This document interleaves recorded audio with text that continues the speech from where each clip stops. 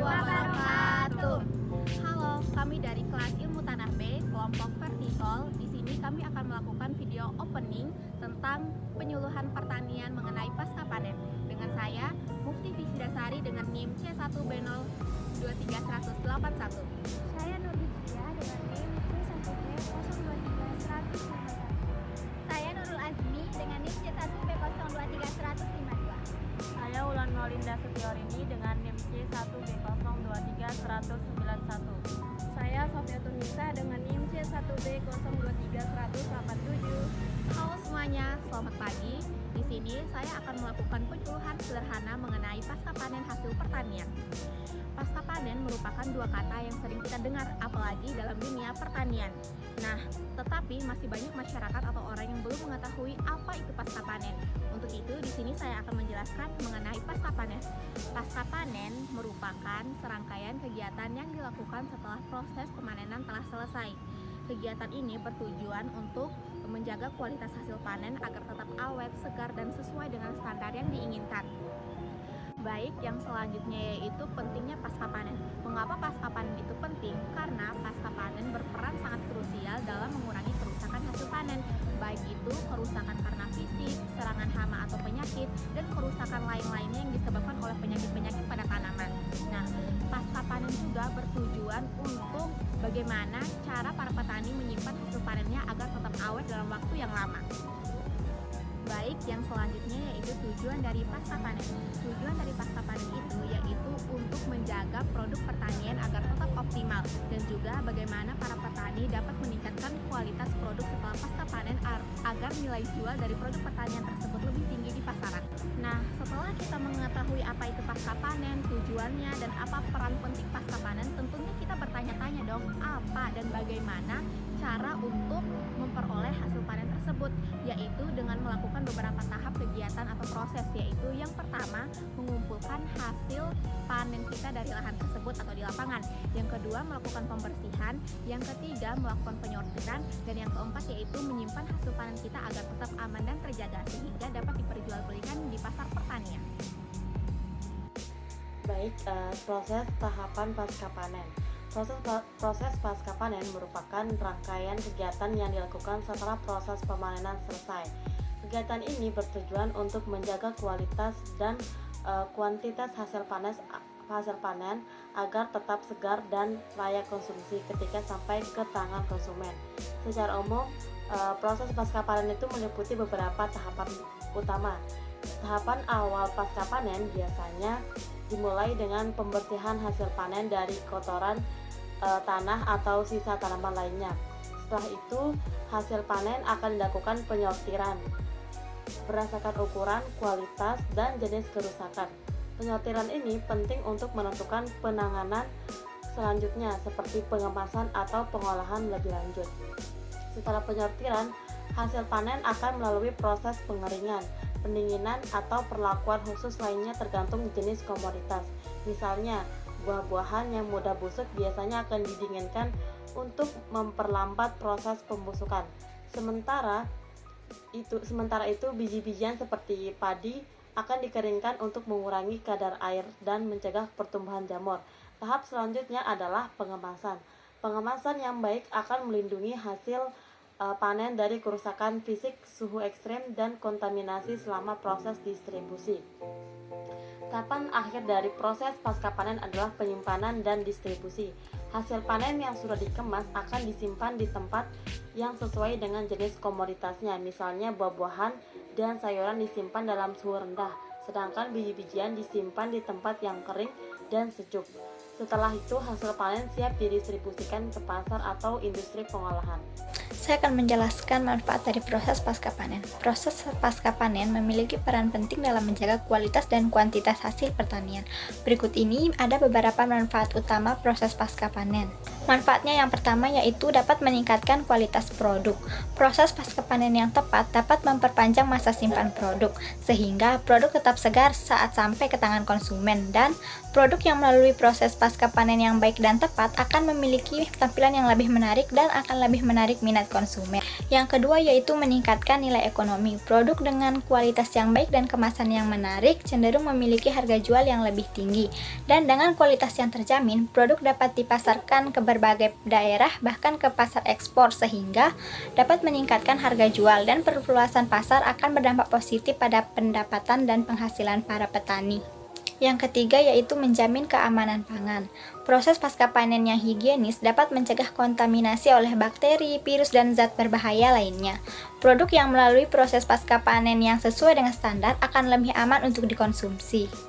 Yang keempat yaitu mengurangi kerugian pasca panen. Dengan penanganan yang tepat, jumlah produk yang rusak atau busuk dapat dikurangi secara signifikan, dan produk yang tidak dapat dijual secara segar dapat diolah menjadi produk lain dengan nilai tambah yang lebih tinggi. Yang kelima yaitu mendukung ketahanan pangan. Dengan proses pasca panen yang tepat seperti pengeringan, pendinginan, pengemasan, dan vakum, masa simpan produk dapat diperpanjang sehingga produk dapat dipasarkan dalam waktu yang lebih lama. Yang terakhir yaitu pengaruh terhadap lingkungan. Dengan pengelolaan pasca panen yang baik, jumlah limbah pertanian dapat dikurangi, dan penggunaan teknologi pasca panen yang tepat dapat meningkatkan efisiensi penggunaan sumber daya seperti energi dan air. Secara keseluruhan, pasca panen memiliki peran yang sangat penting dalam meningkatkan nilai tambah produk pertanian, meningkatkan pendapatan petani, dan menjamin ketersediaan pangan yang aman dan bergizi. Jadi saya akan menjelaskan peran pasca panen dalam pertanian. Pasca hasil pertanian adalah proses yang mencakup kegiatan setelah panen seperti penanganan, pengolahan, penyimpanan, distribusi, dan pemasaran hasil pertanian. Peran utama pasca panen adalah yang pertama meningkatkan nilai tambahan seperti pengolahan hasil pertanian, seperti pengeringan, pengemasan, dan pengolahan produk. Meningkatkan nilai jual dan daya saing produk tersebut. Yang poin kedua yaitu mengurangi kehilangan hasil seperti penanganan yang baik, mengurangi kehilangan hasil panen akibat kerusakan fisik, biologis maupun kimiawi. Poin ketiga menjamin kualitas produk seperti menjaga kualitas hasil pertanian agar sesuai dengan standar konsumen domestik dan maupun ekspor. Poin keempat yaitu memperpanjang masa simpan, seperti teknik penyimpanan yang tepat memungkinkan produk bertahan lebih lama tanpa kehilangan nilai gizi atau kualitasnya. Tantangan pasca panen di Indonesia, yang poin pertama yaitu kehilangan hasil panen yang tinggi. Seperti di Indonesia, kehilangan hasil panen seringkali mencapai angka 20-30% akibat metode panen dan penyimpanan yang kurang efektif. Yang poin kedua yaitu teknologi yang terbatas, seperti banyak petani kecil belum memiliki akses ke teknologi modern untuk pengolahan dan penyimpanan pasca panen tersebut. Yang poin ketiga yaitu kurangnya infrastruktur. Infrastruktur seperti jalan, gudang, dan cold storage sering tidak memadai, terutama di daerah pedesaan. Poin keempat itu ketergantungan pada cuaca. Penyimpanan tradisional dan pengeringan hasil panen masih bergantung pada cuaca, seperti pengeringan dengan sinar matahari. Yaitu poin kelima, kurangnya edukasi dan pelatihan. Petani sering tidak memahami pentingnya pengolahan pasca panen dan cara memproduksi mengimplementasikan teknologi yang ada. Poin keenam yaitu permasalahan rantai distribusi. Distribusi hasil panen yang lambat dan tidak efisien dapat menyebabkan kerusakan produk sebelum sampai ke konsumen. Yang ketujuh adalah fluktuasi harga. Pasokan yang tidak terkontrol menyebabkan volatilitasi harga produk pertanian merugikan petani. Dan lanjut, peluang pasca panen di Indonesia ada beberapa poin, yaitu poin pertama peningkatan nilai produk ekonomi produk, diversifikasi produk pasca panen seperti pembuatan produk olahan seperti keripik, jus, tepung, dan lain-lain dapat membuka pasar baru dan meningkatkan nilai tambah hasil pertanian. Dan poin kedua, teknologi modern seperti penggunaan teknologi seperti vakum, packaging, cold storage, dan pengeringan mekanis dengan membantu menjaga kualitas dan masa simpan produk. Yang terakhir adalah pasar ekspor. Dengan pengolahan pasca panen yang baik, hasil pertanian Indonesia dapat memenuhi standar internasional untuk pasar ekspor tersebut. Selanjutnya, studi kasus dan peran teknologi pertanian. Studi kasus pada analisis dampak musim hujan terhadap hasil panen tomat di Desa Ciloto, Kabupaten Cianjur, Provinsi Jawa Barat pada September 2019 sampai Februari 2020 menggunakan metode wawancara yang dilakukan oleh Heni Hairunisa, mahasiswi Universitas Islam Negeri Syarif Hidayatullah, Jakarta. Tabel hasil pertanian tomat dapat dilihat sebagai berikut.